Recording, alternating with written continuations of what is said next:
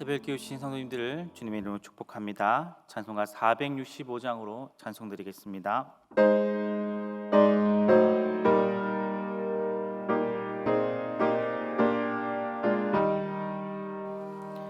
주 믿는 나 위에 진실하고 날 보는 자 위에서 정결코 담대하여 이 세상 환난 중에 나 용감히 늘 승리하리라. 나 용감히 늘 승리하리라. 저 원수도 내 참된 친구 삼고 남 주면서 행한 일이 주리. 연약한 나 늘 온유 겸손하여 늘 섬기며 기쁘게 살리라. 늘 섬기며 기쁘게 살리라. 늘 바빠도 나 힘써 기도하며 주와 함께 늘 교제하리라. 주 가신 길 그 발자취를 따라 믿음으로 늘 살게 하소서. 믿음으로 늘 살게 하소서.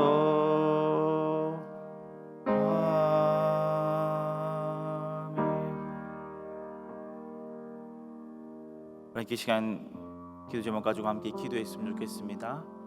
어제 받은 말씀대로 주님 살아가게 하여 주시옵소서. 우리 주님께서는 우리의 눈을 여시고 우리 입을 여시는 분인 줄 알고 주님 안에서 주님께서 벌어지는 세상을 보게 하시고 또한 주님을 전하는 자 되게 하여 주시옵소서. 우리 교회 7대 비전 가운데 첫 번째 비전인 영혼 구원하여 제자 삼는 삶을 살아가는 교회 되게 해달라고 기도했으면 좋겠습니다.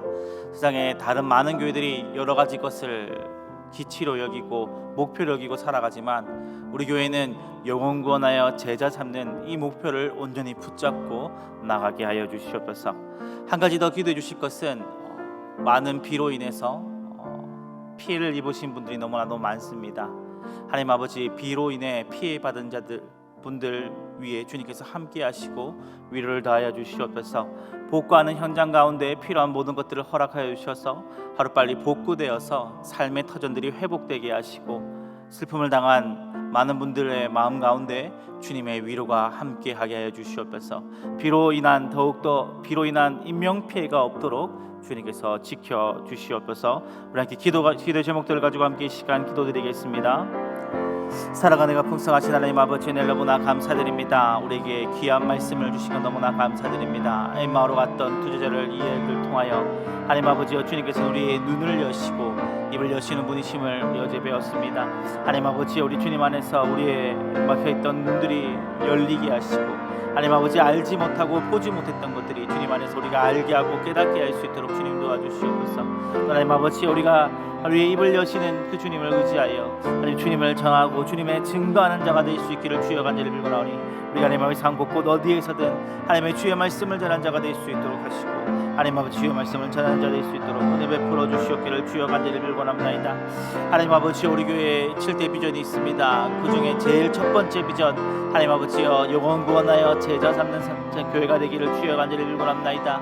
세상에 많은 하나님 아버지 교회들이 하나님 아버지 무엇을 원하고 무엇을 목표로 살아가는지는 모르겠지만 하나님 아버지여 우리 교회는 가장 확실한 하나님 아버지 가장 좋은 하나님께서 너무나 기뻐하시는 영혼 구원하여 제자 삼는 이 목표를 가지고 살아가기를 주여 간절히 빌곤합나이다.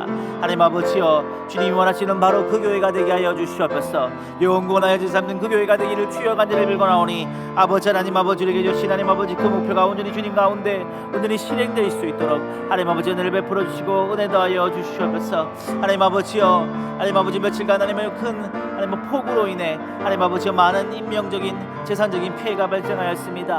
하나님 아버지 여러 곳에 하나님 아버지 길이 끊기고 하나님 아버지 많은 분들이 불안해하며 하나님 아버지 자기 집으로 돌아가지 못하고 피해 있는 가운데 있습니다. 하나님 아버지 하나님 하루빨리 복구가 이루어지기를 주여 간절히 빌곤합나이다. 필요한 모든 것들을 주님 채워주시고 하루빨리 하나님 모든 복구 작업들이 잘 진행될 수 있기를 주여 간절히 빌곤하오니 하나님 아버지 수혜받은 자들에게 하나님 아버지 위로를 다하시고 하나님 아버지 위로를 다하시기를 주여 간절히 빌곤하오니 특별히 하나님 아버지여 사랑한 자들을 잃어버린 자들을 마음 가운데 주님께서 위로함을 더하여 주시옵고 하나님 아버지께서 주님의 위로를 더하여 주시기를 주여 간절히 빌곤합나이다. 하루빨리 하나님 아버지여 복구가 이루어져서 하나님 아버지여 삶의 터전을 잃어버린 자들에게 삶의 터전이 빨리 회복되게 하시고 집으로 돌아가서 다시 한번 하나님 아버지여 원래 삶이 용이할 수 있도록 하나님 아버지 은혜를 더하여 주시옵기를 주여 간절히 빌곤하니 하루빨리 하나님 아버지여 수혜 입은 자들에게 삶의 복구가 될 수 있도록 하나님 회복이 될 수 있도록 주님 은혜를 더하여 주시옵소서. 함께하여 주시옵소서.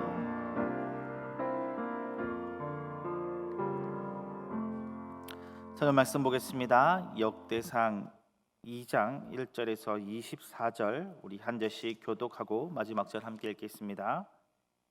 이스라엘의 아들은 이러하니 르우벤과 시므온과 레위와 유다와 이사갈과 스불론과 단과 요셉과 베냐민과 납달리와 gad과 아셀이더라. 유다의 아들은 에르와 오난과 셀라니 이 세 사람은 가나안 사람 수아의 딸 수아의 딸이 유다에게 낳아준 자요 유다의 맏아들 에르는 요아 보시기에 악하였으므로 여호와께서 죽이셨고 유다의 며느리 다말이 유다에게 베레스와 세라를 낳아 주었으니 유다의 아들이 모두 5이더라. 베레스의 아들은 헤스론과 히므리요 세라의 아들은 시므론과 에단과 헤만과 갈골과 다라니 모두 5사람이요 갈미의 아들은 아가리니 그는 진멸시킬 물건을 범하여 이스라엘을 괴롭힌 자이며 단의 아들은 아사랴더라. 헤스론이 낳은 아들은 여라무엘과 람과 글루베라.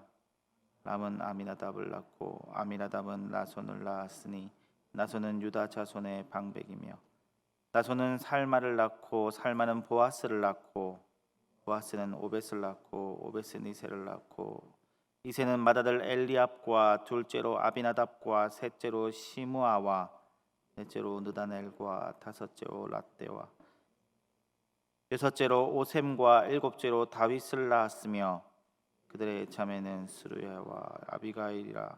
스루야의 아들은 아비새와 요압과 아사엘과 삼형제요 아비가일은 아마사를 낳았으니 아마사의 아버지는 이스마엘 사람 예델이었더라. 헤스론 아들 갈렙이 그의 아내 아수바 여리옷에서 아들을 낳았으니 그가 낳은 아들은 에예셀과 소밥과 아르돈이며 아수바가 죽은 후에 갈렙이 또 에브랏에게 장가들었더니 에브랏이 그에게 훌을 낳아 주었고 훌은 우리를 낳고 우리는 부살렛을 낳았더라. 그 후에 에스론이 60세에 길르앗의 아버지 미길의 딸에게 장가들어 동침하였더니 그가 수굽을 헤스론에게 낳아 주었으며 수굽은 야일을 낳았고 야일은 길르앗 땅에서 20세 성읍을 가졌더니 그술과 아람이 야일의 성읍들과 근악과 그에 딸린 성읍들 모두 60을 그들에게서 빼앗았으며 이들은 다 길르앗의 아버지 마길의 자손이었더라. 함께 읽겠습니다. 헤스론이 갈렙 에브라다에서 죽은 후에 그의 아내 아비아가 그로 말미암아 아수를 낳았으니 아술은 두고아의 아버지더라. 아멘. 본문은 야곱의 아들들을 모두 열거한 뒤 유다의 족보를 소개하고 있습니다. 성도님들, 성경에서 첫 번째가 굉장히 중요하다는 것을 잘 알고 계실 것입니다. 장자, 그러니까 즉 첫아들, 그리고 첫 열매, 동물의 첫 새끼 등 이 처음이 굉장히 중요시되고 있습니다. 시작하면서 말씀드린 것처럼 본문은 야곱의 아들들을 언급한 뒤에 유다의 족보를 언급하고 있습니다. 야곱의 장자는 르우벤임에도 불구하고 르우벤이 먼저 언급되지 않고 유다가 처음으로 언급되고 있습니다. 이는 유다가 왕족이기 때문에 왕의 족보가 먼저 나온 이유도 있지만 그 이전에 하나님께서 유다를 택하시고 유다를 영적 장자로 삼으셨기 때문입니다. 야곱의 진짜 장자 르우벤은 아비의 침상을 더럽혔고 시므온과 레위는 여동생 건으로 속이고 피를 보았기 때문에 제외되었으며 네 번째인 이 유다가 장자가 되었습니다. 유다가 장자가 된 것은 야곱의 마지막 축복에도 잘 드러납니다. 이 창세기 49장 10절에 보시면 야곱이 유다를 축복하며 규가 유다를 떠나지 아니하며 통치자의 지팡이가 그 발 사이에서 떠나지 아니하기를 실로가 오기까지 이르리니 그에게 모든 백성이 복종하리라. 규라는 것은 왕의 상징입니다. 통치자의 지팡이 역시도 그러합니다. 야곱은 유다의 집에서 왕이 날 것을 예언하며 축복하고 있는데 이는 야곱이 개인적으로 아들들을 축복한 것이기도 하지만 하나님의 영감을 받아 축복한 것이기 때문입니다. 야곱이 유다를 장자로 삼은 것이지만 동시에 하나님께서도 유다를 택하셔서 그의 혈통에서 왕이 나게 하시고 더 나아가서 유다의 혈통을 통해 예수님께서 이 땅에 오게 되십니다. 르우벤과 시므온과 레위가 잘못이 있어서 유다가 장자가 되었다고는 하지만 사실 유다에게도 흠이 없는 것은 아닙니다. 그것이 3절 4절에서 명확하게 명시되고 있습니다.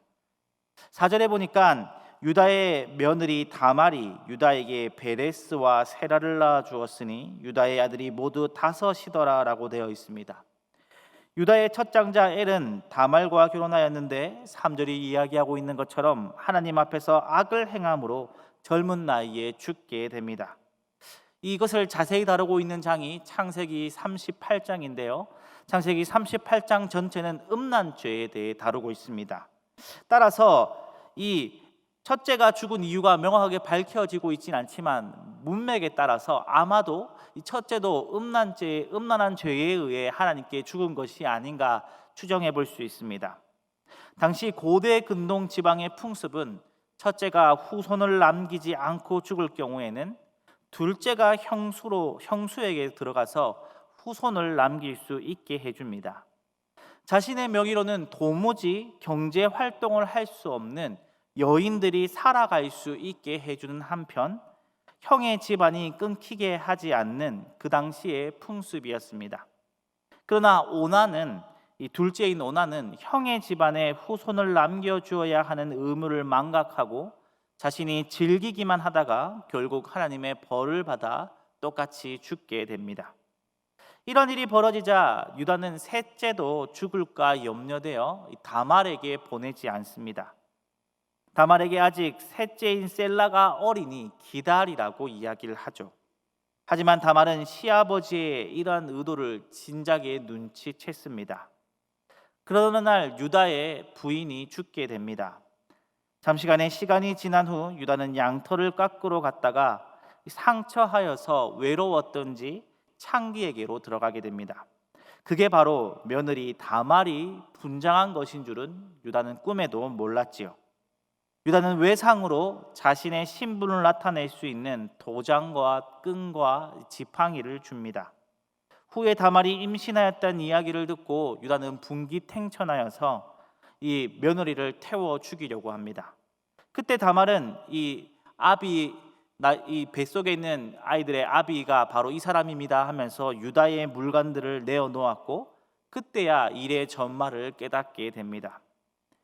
유다의 집안에서 볼 수 있는 것은 죄가 죄를 낳는 모습입니다. 우선 그 집안은 음란의 죄로 물들어 있었습니다. 첫째와 둘째가 그 죄 때문에 죽었고 유다와 다말 역시도 말로 할 수 없는 범죄를 저지르게 됩니다. 또한 거짓과 거짓이 난무합니다. 유다는 다말에게 거짓말하였고 다말 또한 유다를 속였습니다. 어떤 성경학자는 이러한 속임 자체가 유다가 요셉을 파는 과정에서 아비를 속였기 때문에 받은 죄라고 말하기도 합니다. 유다는 요셉을 팔고 요셉의 채색옷을 찢어 거기에 피를 묻혀 야곱에게 가져가서 보십시오, 요셉이 짐승에게 찢겨 죽었습니다 라고 그렇게 속입니다. 물론 속임을 당한 야곱 역시도 어렸을 때에 이삭을 속여서 형의 축복을 가로채기도 했습니다. 이처럼 창세기 38장에서는 인간의 죄가 만들어내는 비참함을 보여주고 있습니다. 거짓과 음란, 이 죄 앞에서 한 집안의 가계가 엉망이 되는 모습을 보여줍니다. 성경을 잘 보시면 창세기 38장에 유다의 집에서 일어난 이 막장 드라마 같은 일을 다루고 있는 한편 바로 뒷장에 창세기 39장이 등장하는데 거기에는 이 요셉이 보디발의 아내의 유혹에도 불구하고 하나님이 항상 자신을 보고 계시다 생각하며 하나님 앞에서 그 유혹을 이겨내는 장면, 그리고 감옥에 가서도 하나님을 의지하여서 늘 형통하는 장면이 그려지고 있습니다. 시간 순서상 분명히 창세기 38장은 창세기 39장보다 훨씬 뒤에 있는 일입니다. 그리고 시간의 흐름상, 이 문맥의 흐름상 38장을 빼도 요셉의 이야기로 흐름이 원활하게 진행됩니다. 그럼에도 불구하고 성령은 38장에 유다 집안의 추악한 스캔들과 그리고 39장에 경건한 요셉의 이야기를 붙여서 유다 집안의 죄성을 부각시키고 있습니다. 분명 성경의 원저자이신 성령님께서는 이러한 구조로 창세기 38장과 39장을 배치해 놓으신 이유가 있을 것입니다. 사실 유다보다도 요셉이 영적인 장자로서 어울렸습니다. 실제로 우리는 창세기를 다룰 때에 아브람과 이삭과 이 야곱과 요셉을 4대 족장이라고 부릅니다. 요셉은 경건하였고 당시 강대국이었던 이 이집트의 총리라는 높은 지위에 있었으며 자신을 죽이려고 했던 형제들 역시도 용서하며, 형님들 이 모든 것이 하나님의 뜻에 있었습니다. 제가 어떻게 하나님을 대신하겠습니까? 아주 신앙 고백을 한, 성숙한 신앙 고백을 한 그러한 요셉의 모습은 유다보다도 더 영적인 장자에 어울립니다. 왕의 혈통이 그러한 요셉에게 나와야 할 것 같고 예수님께서 경건한 요셉의 집안을 통해 오셔야 할 것 같지만 성경은 오히려 유다와 요셉을 비교하면서도 요셉이 아닌 죄인의 집안인 유다에게서 왕이 태어날 것을, 그리고 성경 전체 맥락을 통해 유다를 통해 예수님께서 오실 것을 이야기하고 있습니다. 사랑하는 성도님들, 이것은 은혜입니다. 왜입니까? 우리의 모습은 유다에 가깝습니까? 요셉에 가깝습니까? 죄 많고 거짓과 악독이 가득한 유다의 모습이 우리의 모습입니까? 아니면 종의 신분이라도, 죄인의 신분이라도 언제나 어디서나 환경에 굴하지 않고 하나님 앞에 하나님과 동행하며 살았던 의인 요셉의 모습이 우리의 모습입니까? 아마 죄악에 가득했던 유다의 모습이 바로 우리의 모습일 것입니다. 죄악의 양과 질의 차이는 있을 수 있으나 유다의 집과 우리의 집이 다르지 않을 것입니다. 결국 우리에게 주어진 것은 유다의 집안에 있었던 것처럼 죄가 주는 비참함일 것입니다. 그 어떤 것도 속일 수 없습니다. 선한 일을 한다고 할지라도 우리의 죄가 사라지는 것이 아닙니다. 인간의 어떠한 선한 행위로도 죄를 가릴 수 없습니다. 따라서 우리에게 주어지는 것은 비참함이었을 것입니다. 그러나 죄악으로 점철된 유다의 집안을 통해 예수님께서 이 땅에 오셨습니다. 유다와 같은 우리에게 주어질 것은 비참함이었지만 예수님께서 우리의 희망이 되어 주셨습니다. 예수 그리스도 아무 죄 없는 하나님의 어린 양께서는 선하디 선한 요셉의 집안에서 태어나지 아니하시고 바로 우리와 다를 바 없으신 유다의 집안에서 태어나심으로 우리의 희망이 되어 주셨습니다. 죄인의 집안에서 나신 그분이 십자가를 지시고 죄를 이기심으로 주님 안에서 우리는 죄를 그리고 죄가 주는 비참함을 이길 수 있게 되었습니다. 우리는 성도님들, 우리는 이 은혜를 생각할 때에 먼저 감사함이 있어야 합니다. 내가 주님 앞에 무엇을 드린다 할지라도 우리가 주님 앞에 뭔가 내세울 수 있겠습니까? 성경에서 죄인은 시체라고 얘기합니다. 시체에게 무슨 희망이 있습니까?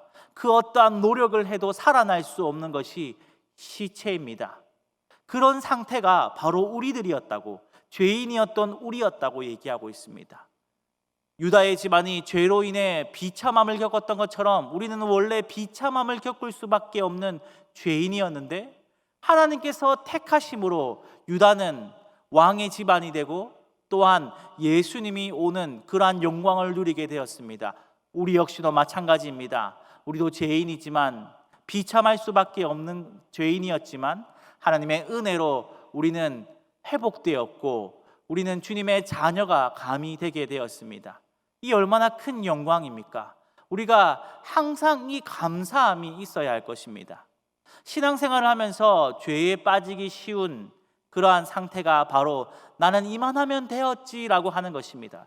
저 사람과 비교했을 때 나는 이만하면 잘 하나님을 믿고 있고 이만하면 하나님을 잘 섬기고 있는데 나는 저 사람에 비해 잘 믿고 있는데 아닙니다. 우리는 늘 하나님 앞에 죄인이었으며 비참함에 처할 수밖에 없었다는 것을 늘 기억하며 하나님 앞에 겸손히 감사함으로 살아가야 할 것입니다. 또한 동시에 우리는 주님만이 희망임을 고백하며 살아가야 할 것입니다. 죄인에게 전혀 희망이 없는 시체 같은 자였지만 예수 그리스도가 유일한 희망이 되었던 것처럼 우리의 온전한 유일한 희망, 죽으나 사나 유일한 희망이 주님이라는 것을 알고 그것을 붙잡고 살아가야 할 것입니다. 인생 가운데 많은 불행들은 주님 아닌 다른 것을 나의 희망으로 잡고 살아가기 때문에 생겨납니다. 돈이 진짜 희망인 줄 알고 살아갈 때에 자식이 혹은 다른 것이 사람들이 나의 진짜 희망인 줄 알고 살아갈 때에 거기에 불행이 시작되지만 주님이 나의 희망인 줄 알고 온전히 그분을 붙잡고 살아갈 때에 어떠한 어려움과 힘든 일이 있다 할지라도 주님 안에서 이겨내고 주님이 희망이시기에 우리는 언제든지 일어날 수 있습니다. 그러니 원래 우리의 비참한 상태였는데 살리신 그 예수님, 신앙생활 하면서도 주님을 유일한 희망으로 여기고 우리는 살아가야 할 것입니다. 오늘 정말 추악한 죄 가운데 있었던 유다 족보이지만 하나님께서 택하셔서 가장 처음에 등장하여서 거기에 왕의 족보가 일어나고 결국은 예수님이 오시는 그 은혜를 누렸던 유다의 족보를 보시며 우리에게 주어진 은혜도 기억하시고 주님에 대한 감사와 온전히 주님만 붙잡음이 우리에게 있기를 바랍니다. 함께 시간 기도드리겠습니다. 사랑과 은혜가 풍성하신 하나님 아버지, 우리가 영원한 죄인이었지만 비참한 죄인이었지만 주님께서 우리를 구원하여 주셨습니다. 하나님 아버지, 오늘 주님께서 우리의 감사 되시는 줄 알고 우리의 유일한 희망이 되시는 줄 알고 이 새벽을 깨운 성도님들 은혜를 더하여 주시고 축복을 더하여 주시옵소서. 주님을 붙잡고 주님을 희망으로 여기고 이 자리에 나왔습니다. 하나님 아버지, 기도하시는 가운데 그 기도의 모든 제목들이 응답되게 하시고 하나님께 부르짖는 모든 기도 제목들이 이 시간 상달되게 하여 주시옵소서. 오늘 하루도 주님을 겸손히 감사함으로 섬기며 주님을 붙잡고 살아갈 때 주님께서 삶 곳곳에서 축복하여 주시고 은혜 더하여 주시옵소서. 모든 말씀 예수님 이름으로 기도드렸습니다. 아멘.